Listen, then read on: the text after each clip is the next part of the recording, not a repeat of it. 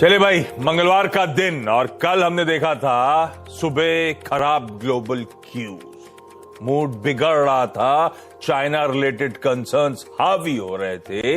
SGX Nifty कह रहा था हम दबाव के साथ कामकाज की शुरुआत करेंगे, हुआ भी ऐसा, शुरुआत पर खुलते ही right from the word go lower level से रिकवरी और फिर तेजी का रुख, और ऐसी तेजी कि कल हमने निफ्टी पर भी जो एल्यूट कर रहे थे अब तक के रिकॉर्ड हाईज, प्रीवियस हाईज को ब्रीच करा, 604 के वो लेवल्स को 614 का टॉप बनाते हुए हम नजर आए थे।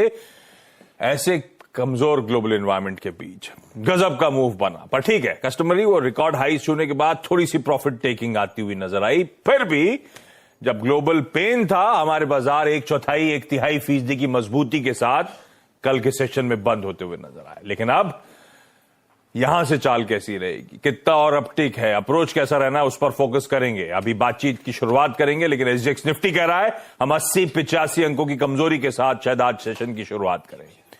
क्यों?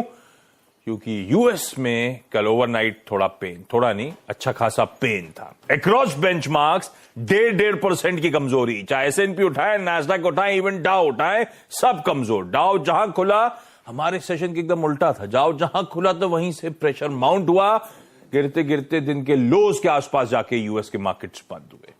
कंसर्न्स चाइना रिलेटेड होंगे, वो फ्यूचर्स हाईलाइट करते सुबह, प्लस वो फेड के अगले स्टेप को लेकर, फेड ऑफिशियल्स के बयान को लेकर कंसर्न्स माउंट होते हुए यूएस में नजर आए। खैर, वो सब क्या हुआ उस पर नीरज जी बगल में बैठे, इनसे बातचीत की शुरुआत करूंगा। लेकिन चल क्या रहा है, साहब ने टीवी में एक इंटरव्यू दिया है। अच्छा, उन्होंने अपनी पुरानी बात ही रिट्रीट कर दिया है। दोनों की बात, मेस्टर और विलियम्स, मेस्टर 30 लोग मतलब, हाँ वो 3 हो गए, बुलाट साहब मिला के 3। हाँ।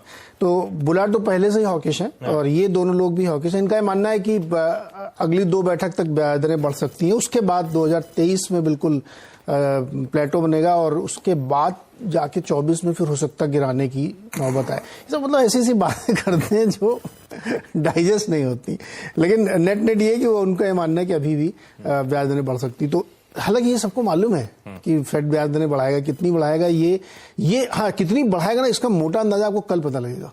कल पावेल साहब की स्पीच है ना, तो लोग सुनना चाहेंगे कि ये कुछ ऐसा बोल दें कि हाँ हम 50 करेंगे। कितने हॉकिश, कितने डविश साउंड कर रहे हैं, और कुछ तो बोलेंगे नहीं ना, पर कितना कैसा साउंड करेंगे उस पर स्ट्रीट कैसे एस्टिमेट करना, वॉइस की पिच से भी अंदाजा लगा लेंगे ना कि कितना बढ़ा सकते हैं। पर हो सकता है फिर उनकी गाड़ी लेट आई हो, कॉन्फ्रेंस में ले जाने में थोड़ा गुस्से में हो, तो फिर पता नहीं बीपी दवा खाते हुए तो और गुस्से में होंगे। तो ये सब गेस वर्क चल रहा है। तो ये मोटे तौर पे मार्केट को मालूम था, इसलिए इसका बहुत ज्यादा असर नहीं था। कल मार्केट जो 500 पॉइंट गिरा है डाउ जोन्स, वो सिर्फ चाइना की वजह से गिरा है, क्योंकि सप्लाई डिसरप्शन का सीरियस कंसर्न खड़ा हो गया। कल तो पुलिस बल का इस्तेमाल किया गया भाई, कल प्रोटेस्ट को कंट्री वाइड सप्रेस करने के लिए उन्होंने पुलिस लगा दी, मतलब बल प्रयोग कराया।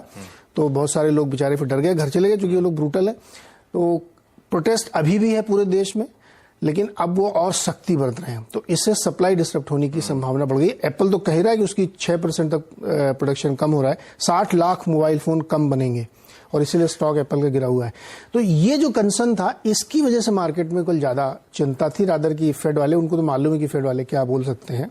तो कल का बड़ा कंसर्न ये था। एक दूसरा को छोटा सा एक इंडेक्स है ब्लॉकफाई, जो फंडिंग करता है क्रिप्टोज वगैरह की, वो बैंकरप्ट हो गया है, तो उसने फाइल कर दिया चैप्टर 11 में। क्रिप्टोज की खास तौर पर कल देखो सारे क्रिप्टो खूब गिरे हुए हैं नीचे। तो एक वो भी रीजन था, क्योंकि पैसा तो घूम फिर के सब वहीं से आ रहा है, तो वो भी एक कंसर्न था, उसकी वजह से मार्केट थोड़ा हुआ। लेकिन अब कंसर्न धीरे धीरे चाइना वाला थोड़ा बढ़ रहा है।